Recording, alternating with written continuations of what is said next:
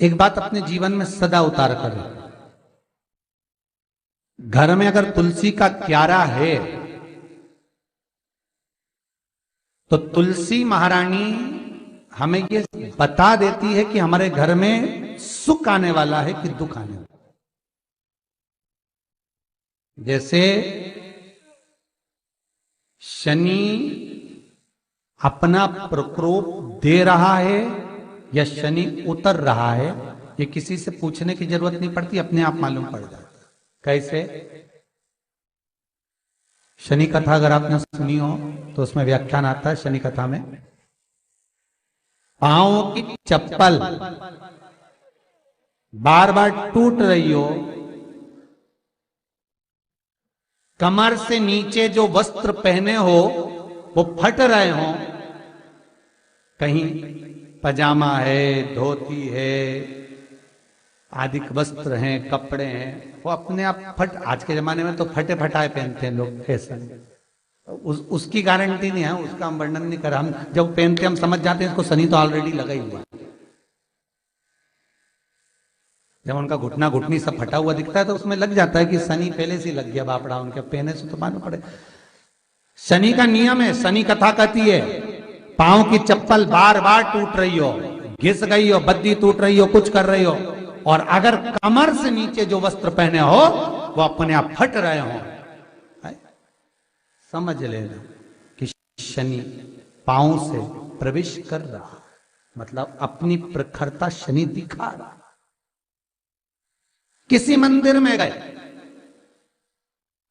महाराज और वहां जाने पर चप्पल चली गई तो समझ लेना शनि की कुदृष्टि अब पड़ना बंद होना चालू हो गया।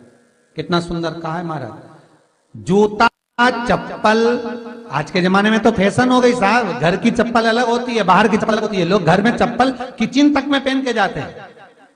अरे पानी ले जाओ सीओर से। रसोई घर में लोग चप्पल पहन कर जाते हैं, जहां भगवान का प्रसाद बन रहा है, जहां अन्नपूर्णा निवास कर रही है, और पूछो तो कह किचन की चप्पल है तो माथे पे रख लो। तुम अपनी मां को जरूर देखना है एक बार, वो बूढ़ी मां कितनी बार किचन में चप्पल पहन कर गई, मुझे जरूर फोन कर कर बताना। बूढ़ी मां रसोई घर में आज भी बिना चप्पल के जाती है, और बहुओं की कहीं एड़ी नहीं फट जाए, ठंड नहीं बैठ जाए, इसलिए ये रसोई घर तक में चप्पल पहनकर जाती है। सूर्य नारायण की कथा पढ़ना, शनि महाराज की कथा पढ़ना, और गरुड़ पुराण की कथा पढ़ना, जिन जिन कथाओं का हम व्याख्यान कर रहे हैं उसको पढ़ना जरूर हो। क्या लिखा है? घर के अंदर जब चप्पल जाती है, रोग, बीमारी, कष्ट, तकलीफ चालू हो जाती है। तुमने चप्पल क्यों पहनी? ठंड नहीं बैठ जाए, रोग नहीं बैठ जाए। घर के अंदर उतना बढ़ गया, एक कालीन बिछा दो, एक दरी बिछा दो, मोटा आसन बिछा दो, जिस पर तुम चल लो। जरूरी है कि कई कई लोगों को तो हमने ये भी देखा कि कालीन पर भी चप्पल पहन के चलते, और ब्राह्मणों को भोजन परोस रहा है, गुरुजन को भोजन परोस रहा है, ठाकुर जी की थाली बना रहा है, ठाकुर जी का थाल लगा रहा है, तो भी चप्पल है पांव में। तेरा क्या होगा रे कालिया, क्या होगा? विचार तो करो। देह पड़ी रे जाए यहीं पर, फिर कुंडल और नगीना, क्या हरि नाम नहीं तो जीना। अभी भी सुधर जाओ रे, अभी भी सुधर जाओ, नहीं सुधरो तो सिधर जाओ रे, या तो सुधरो नहीं तो सिधरो, थोड़ा सुधरो। रसोई घर में अन्नपूर्णा रहती है, रसोई घर में शिव महापुराण की कथा कहती है जब भगवान शंकर को मां जगत जननी भोजन करा रही थी, शंकर जी ने वर मांगा था अन्नपूर्णा का। ए अन्नपूर्णे, तुम मेरे घर के बच्चों का भरण पोषण कर रही है। इस मृत्यु लोक में जितने मनुष्य जन्म लेते हैं ये मेरे पुत्र कहलाते हैं।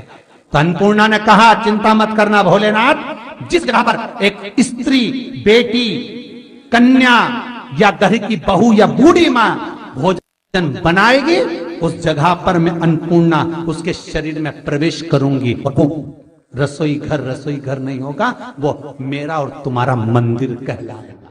अब मंदिर में चप्पल पहनकर भोजन का निर्माण करना, ये श्रेष्ठता है।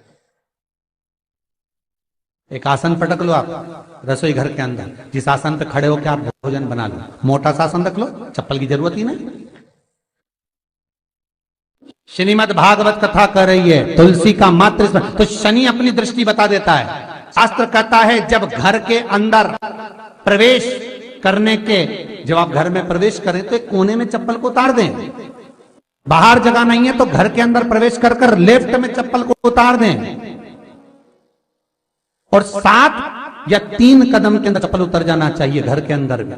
और उसके बाद अगर चप्पल अंदर प्रवेश कर रही है तो राहु केतु शनि के साथ प्रवेश करते हैं, जिसके घर में बीमारी कभी पीछा नहीं छोड़ती। शनि कथा, सूर्य की कथा का स्मरण करिए, आपको मालूम है, पहचान हो जाता है। महाराज तुलसी बता देती है कि आपके घर की दशा क्या है। बार बार जल डालने के बाद भी तुलसी सूख रही है, बार बार आप पूजन कर रहे हैं, पाठ कर रहे हैं, तो भी तुलसी के दल सूख रहे हैं। तुलसी बता देगी कि तुम्हारे घर में तकलीफ आने वाली है, कष्ट आने वाला है, सूख रही है। किसी ने जरूर कुछ